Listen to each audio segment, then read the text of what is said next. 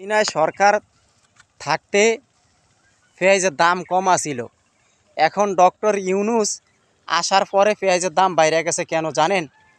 ভারতের যত পেঁয়াজ আমদানি রপ্তানি হতো আপনার জয়সর বেনাপোল দিয়ে, সেই পেঁয়াজ আটকে দিছে, এখন আর বাংলাদেশে ঢুকতে পারে না। এই জন্য পেঁয়াজের দাম অতিরিক্ত বেড়ে গেছে। আর ভারতের সোশ্যাল মিডিয়াতে দেখলাম খবরে, ভারতের পেঁয়াজ খালি পচতে আছে। ভারতের লোকেরা বলতে আছে যে বাংলাদেশে পেঁয়াজ নেয় না দেখা আজকে আমাদের এই দুর্গতি, এবং কৃষকরা অভিযোগ দিচ্ছে। এবং কি ডক্টর ইউনূস ইলিশ মাছ দেওয়া বন্ধ করে দিছে। এখন ইলিশ মাছ দেয় বাইরের রাষ্ট্রে, ভারতে কোনো ইলিশ মাছ দেয় না। বুঝছেন দর্শক ভাইরা? কিন্তু এদিক দিয়ে ডক্টর ইউনূস ভালো কাজ করছে। মানে ভারতের সাথে এখন কালেকশন বন্ধ করে দিছে।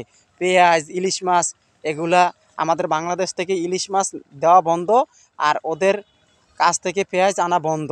ডক্টর ইউনূস সাহেব আটকে দিছে। এই জন্য আমাদের বাংলাদেশে এখন অগণিত পেঁয়াজের দাম বাইরে গেছে বেশি। বুঝছেন দর্শক ভাইয়ারা?